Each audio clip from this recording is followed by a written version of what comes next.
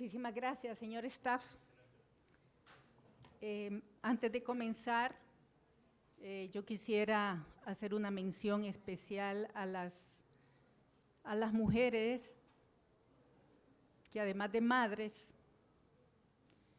tienen que asumir la responsabilidad de la educación de un hijo con necesidades especiales y además trabajar por los derechos de los demás niños. Lástima que Cintia no está aquí presente, pero ella es un vivo ejemplo de lo que estoy mencionando, ¿verdad? El reconocimiento al trabajo que a la mujer le corresponde en el tema de la educación de los niños, más allá de su propia responsabilidad. Esto pues sin disminuir el rol que el padre tiene que jugar, pero sigue siendo una carga especial y muy pesada para cada una de las mujeres que jugamos este rol. Yo quisiera comenzar hablando de los retos y desafíos que existen a la hora de formar a nuestros docentes. Y a veces está en el concepto de cómo entendemos al docente, que no lo vemos como un ciudadano más enfrentando los desafíos que a todos nosotros nos toca enfrentar como trabajadores. El docente es un ciudadano más que vive en una coyuntura social, política, económica, con ciertos desafíos que hoy por hoy le están alejando del alumno. Y quisiera mencionar solamente dos de ellas.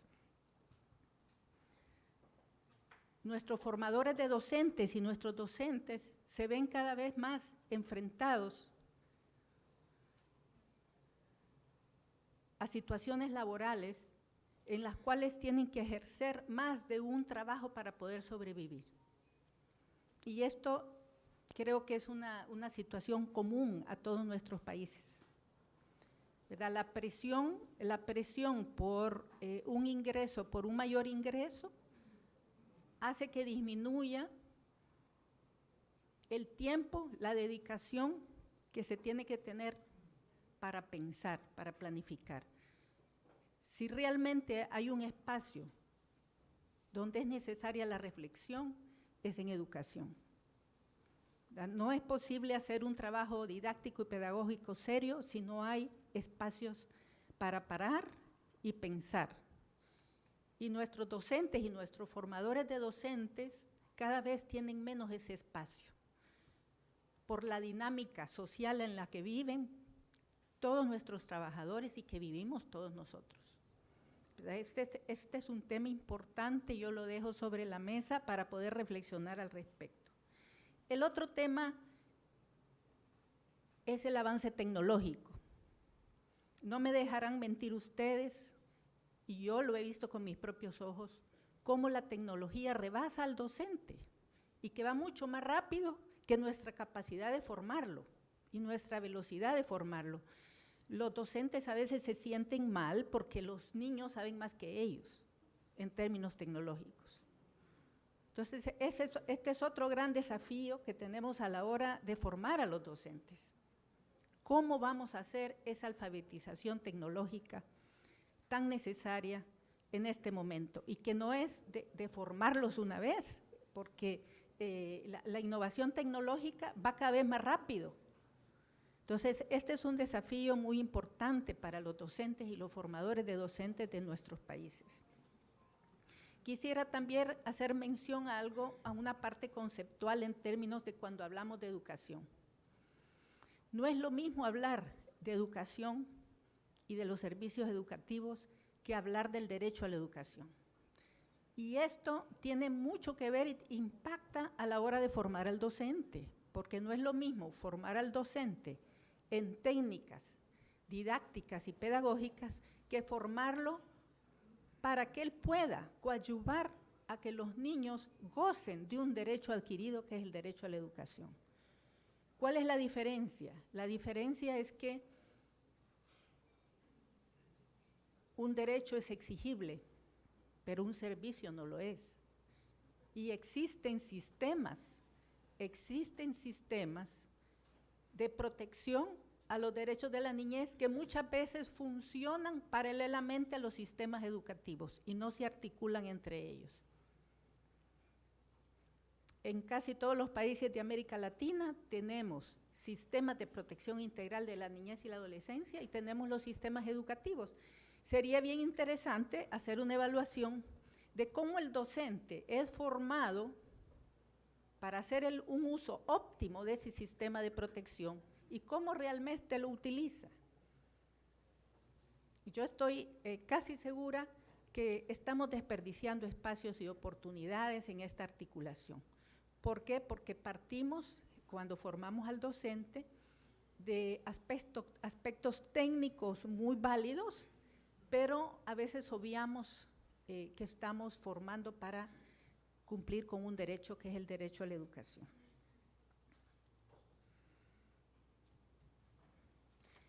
También quisiera mencionar algunas cosas que tienen que ver, que impactan a la formación del docente y que tienen que ver con diálogos nacionales. Por ejemplo, el tema del financiamiento. El señor Staff decía, deberíamos de llegar más allá del 5%. Pero ¿qué diálogo nacional hemos promovido nosotros para ir aumentando la inversión del Producto Interno Bruto? Ustedes saben que eso no depende solamente de los ministerios de educación, ¿verdad? Es un tema de política fiscal, es un tema de inversión y es un tema del manejo del presupuesto. Y estoy muy de acuerdo con don Carlos Staff cuando él dice no solamente se trata de aumentarlo, sino en cómo se utiliza, cómo se maneja ese presupuesto. Porque la mayor parte de nuestros ministerios de educación invierten en el gasto, pero no en la inversión. Necesitamos invertir más en educación. Y hay grandes temas, como las que mencionaba el colega nicaragüense, en los cuales hay que invertir en este momento. Uno de ellos es el tema de la alfabetización tecnológica que acabo de mencionar.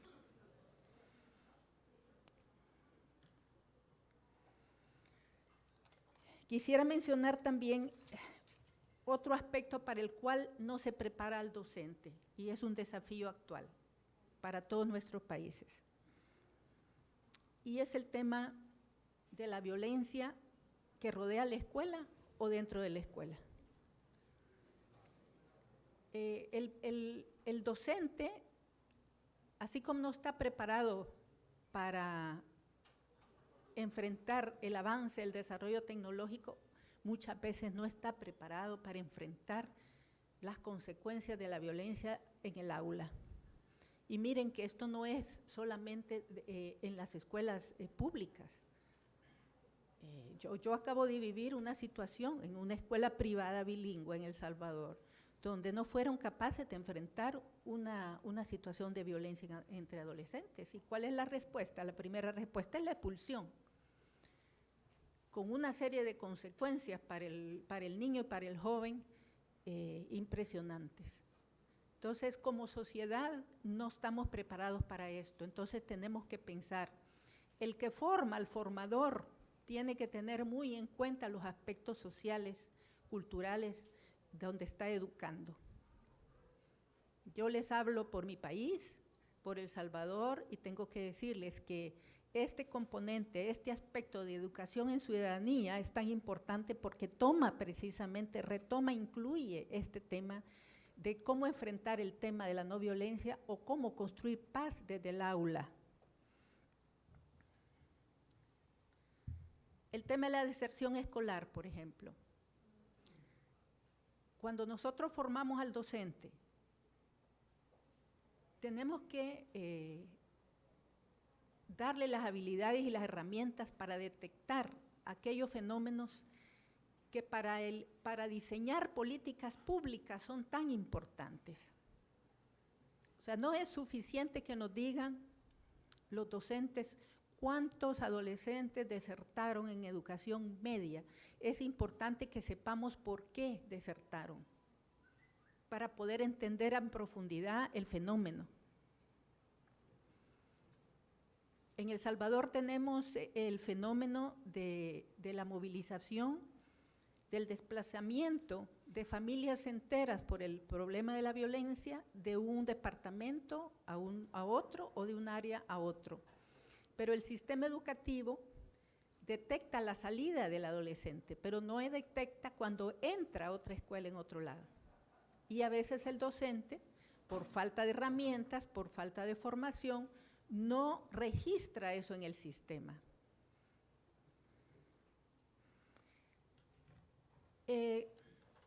Yo les quiero hablar como una administración que no tiene ni 3 meses de haber llegado al gobierno, pero quisiera mencionarles que muchos de los desafíos y propuestas que tenemos tienen que ver con lo que mi colega nicaragüense acaba de mencionar.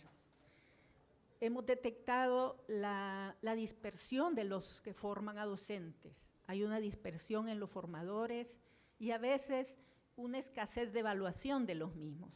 Las universidades tienen un rol importante en la formación de los docentes. Tenemos un instituto de formación docente muy nuevecito, creado hace un año, al cual queremos fortalecer y en el cual queremos concentrar la formación para que el Estado tenga el control de la calidad. Esto no quiere decir que las universidades no van a participar, pero es importante regresar al concepto de la escuela normal.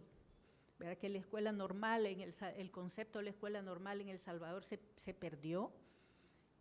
Hace mucho tiempo que se eliminó la escuela normal, no entiendo por qué, hace varios años. Y realmente eso ha sido bastante dañino en términos de la formación docente porque ha creado dispersión. Entonces queremos regresar, claro, ya adaptados a las necesidades de estos tiempos, que ya son otros que cuando existía la escuela normal, y priorizar en ciertos aspectos como la alfabetización tecnológica de los docentes, la enseñanza del idioma inglés, que igual que acá, pues estamos impulsándolo como una segunda lengua, y los bachilleratos en artes, muy importante, las habilidades artísticas.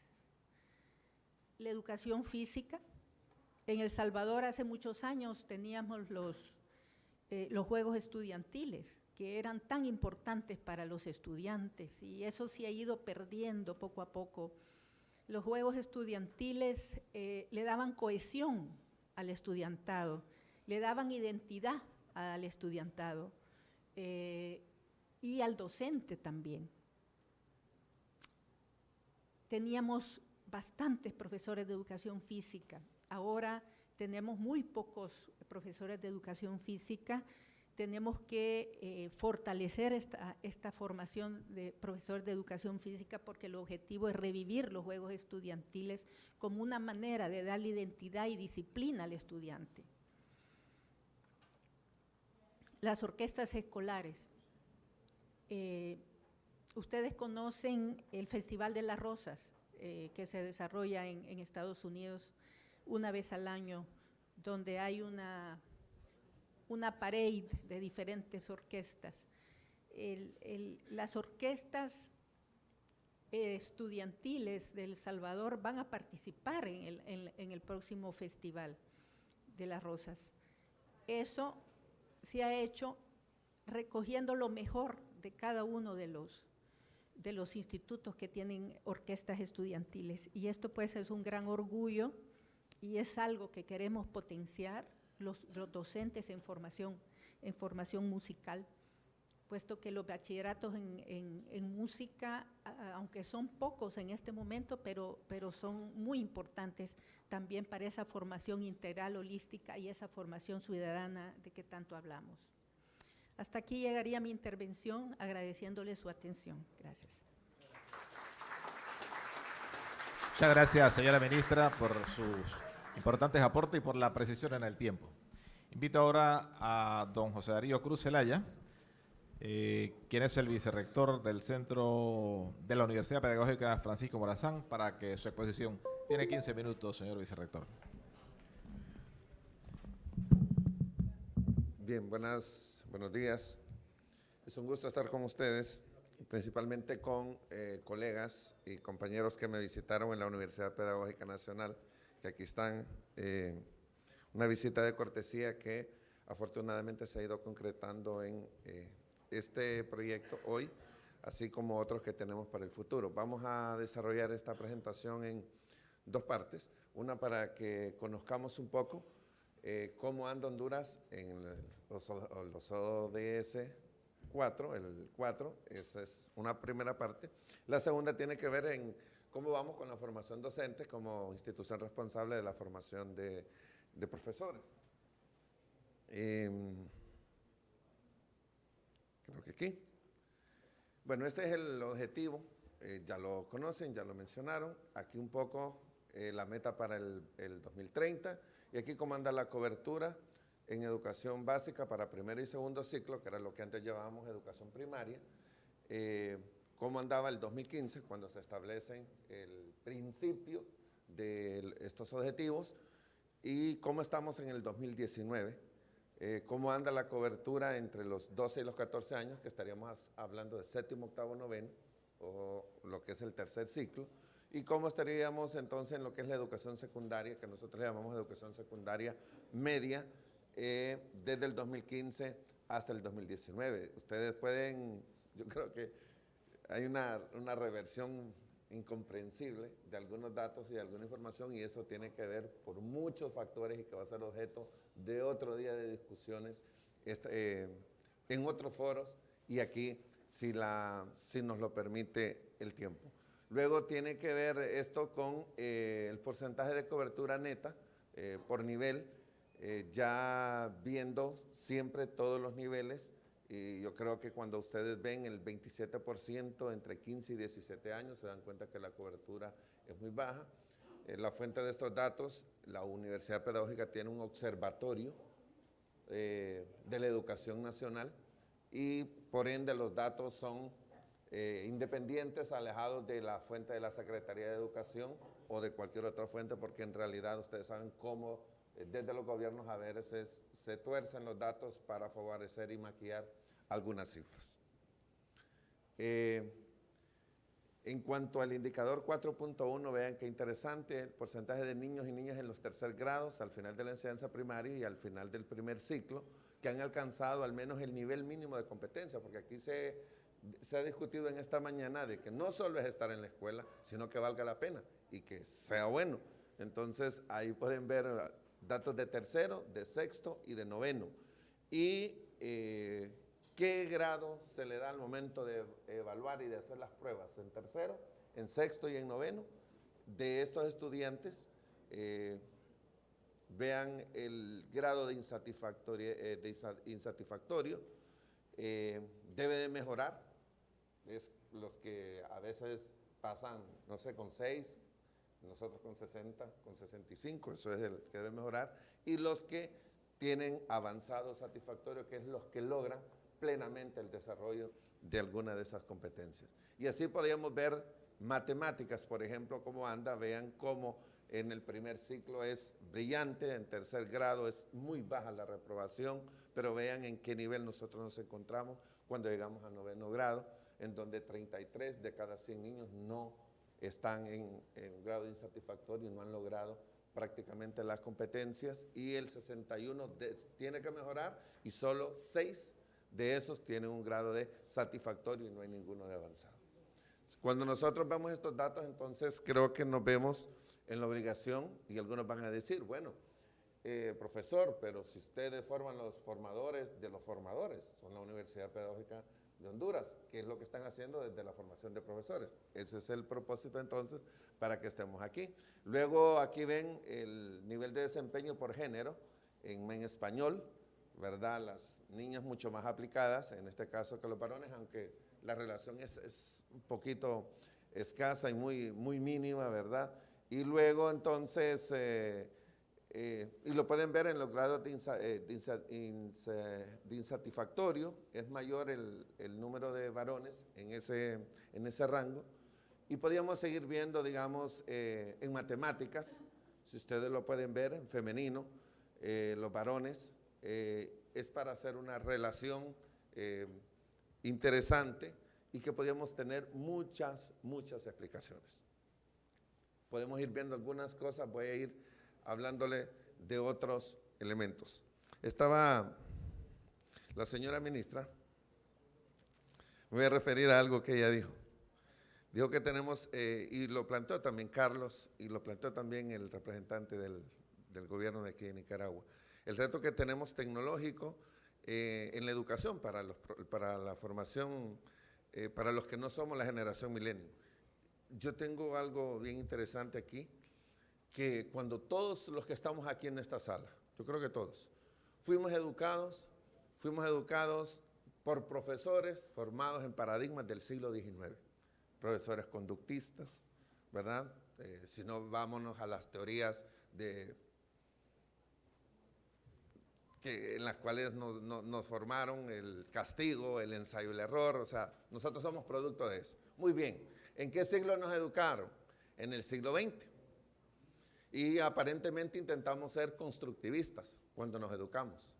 No llegamos a perfeccionar el constructivismo y estamos en otro tipo de modelo y tenemos el reto de formar docentes para el siglo XXI. O sea, en nuestra cabeza lo que hay es una patastera enorme, formados por profesores del siglo XIX, educados en el siglo XX, tratando de educar la siguiente generación en el siglo XXI. Esa es la realidad en la formación de los profesores y así debemos de confesarlo. Pero también tengo que expresar otro elemento que he mencionado. Estaba en una reunión, recién, yo soy profesor, tengo 32 años de ser profesor de todos los niveles, desde básico, el primer ciclo, segundo, tercero y ahora el nivel universitario. Y le hice una pregunta a mis estudiantes, que cuál era el momento más importante en la vida de ellos. Solo eran estudiantes hondureños, o sea que hasta hoy tengo un público centroamericano pleno, ¿verdad? Y voy a ir diciendo las respuestas para que vean a ver si coincide con las que ustedes dicen. Un porcentaje de ellos dijeron que el momento más importante, las que eran madres, dijeron que el nacimiento de un hijo. Las casadas dijeron que el día en que se casaron. Y otras dijeron que la noche de bodas. Hubo una abogada que me expresó que el día que se había divorciado. No sé por qué lo expresó. Solo se los confieso para efecto de estadística. Hubo unos que dijeron que el día que se graduaron.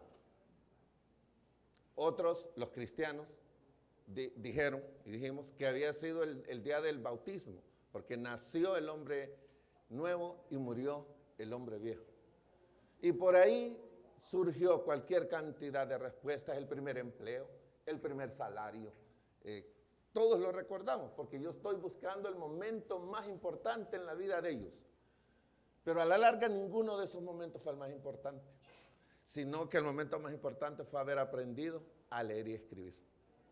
¿Por qué aprendería a leer y escribir? Porque ninguno de los que está aquí en este lugar estuviese aquí si no hubiese aprendido a leer y escribir. Y algo más importante, no tanto haber aprendido a leer y escribir. ¿Quién le enseñó a leer y escribir? No fue un ingeniero, no fue un abogado, no fue un diputado, con el perdón. No fue ni el secretario de Educación, fue un profesor. Ese es el valor que tenemos los profesores en el mundo, en la sociedad, en Nicaragua y en Honduras. Ese es el valor que tenemos los profesores. Y eso es lo que algunos no hemos entendido. De ahí, cuando Carlos presentó en la mañana aquellas como discrepancias que hay y cómo esas circunstancias a veces impiden el desarrollo normal del trabajo de los profesores, ahí es donde nosotros tenemos que tener claro que en este momento el techo de cualquier sistema educativo en el mundo es la formación de esos profesores. A mejores profesores, mejor formados, mejor sistema educativo es lo que nosotros vamos a tener. Hacer que nuestros gobiernos entiendan eso es lo que nos está costando y de ahí esos avances que avanzamos 2 pasos hacia adelante y 3 un poco hacia atrás. Nosotros tuvimos 140 años de formación normalista. Ahí por los 70s, 43 instituciones formaban profesores. Con la nueva ley del 2012 pide que la formación de los profesores y ordena que no debe ser a nivel medio, sino que debe ser a nivel universitario y por ende traslada a las universidades, en este caso dos, la Universidad Autónoma y la Universidad Pedagógica, la formación de los docentes. Y a partir del año pasado, nadie ingresa a la carrera docente, sino es con el grado de licenciatura en educación en cualquier especialidad. ¿Qué implica eso? Que era lo que explicaba la señora ministra del Salvador. Había una excesiva dispersión en la formación de los docentes. ¿Y a quién responsabilizar de eso? De allí entonces, responsabilizando a dos instituciones, nosotros podemos decir cómo deben de formarse los profesores. Y esas 43 que formaban, nunca se juntaban, ni se ponían de acuerdo, ni nadie las coordinaba. Entonces es el gran problema que tenemos y de principio que en el país, en el caso de Honduras, teníamos que solventar. Cómo establecer un sistema nacional de formación docente que coordine formación inicial y formación permanente. Porque hay 70,000 profesores que desde que se graduaron en las escuelas normales se fueron a una montaña y nunca han recibido ningún tipo de formación por parte de su empleador, en este caso la Secretaría de Educación, y una formación inicial que supuestamente lo estamos haciendo bien y nosotros decimos que hacemos bien el trabajo, pero producto de las evaluaciones y de todo este proceso que estamos viendo, si midiésemos la calidad de los docentes por los estudiantes que estamos formando, yo creo que no presumiríamos mucho de lo que nosotros estamos realizando. ¿Por qué? Porque entonces estaríamos viendo una no muy buena relación entre los resultados de los aprendizajes de los alumnos con la calidad de la formación que nosotros estamos dando en el nivel universitario. Y ahí, entonces, estos datos que ustedes pueden ver aquí, miren el año 2015 cómo andábamos en el acceso a condiciones de igualdad para hombres y mujeres, de la formación técnico-profesional superior, incluida la enseñanza universitaria, sumamente baja la cobertura entre, para darles una idea, de 1.2 millones de jóvenes entre 18 y 24 años, solo un 17% tiene acceso, que es unos 250,000 jóvenes. Y aquí la pregunta es, ¿y el resto del millón dónde está? Bueno, hay unas respuestas. Son los ninis, ni trabajan ni estudian, son los que están buscando emigrar, son los que están buscando, y empezamos, pero no tenemos datos precisos de saber dónde está esa gran cantidad de jóvenes. Y ahí está la tasa de participación, en el caso de jóvenes y adultos en educación y la formación formal y no formal, que creo que no está doña Gloria Oquelí, que ella fue la que preguntó en la mañana qué había pasado y que por qué no se incluía, porque está dentro del sector no formal y los sistemas educativos, aquí está don Carlos, generalmente nos basamos solo en el sector formal, ¿verdad? Y no el sector no formal. Y luego aquí está cómo se aumentan los jóvenes y adultos si tienen las competencias necesarias para el trabajo. Y ahí podíamos ver, entonces, hablamos de las competencias tecnológicas, asiste el país en cuanto a cobertura, a disposición de celular, el uso de computadora, la disposición de internet, porque si vamos a formar un profesor y estos alumnos tienen acceso a, veamos entonces cuánto de la población sí tiene o no tiene acceso a este tipo de cosas. Y hay una gran cantidad de información que podíamos ver, miren cómo la asistencia a las escuelas, ¿quién asiste más a la escuela?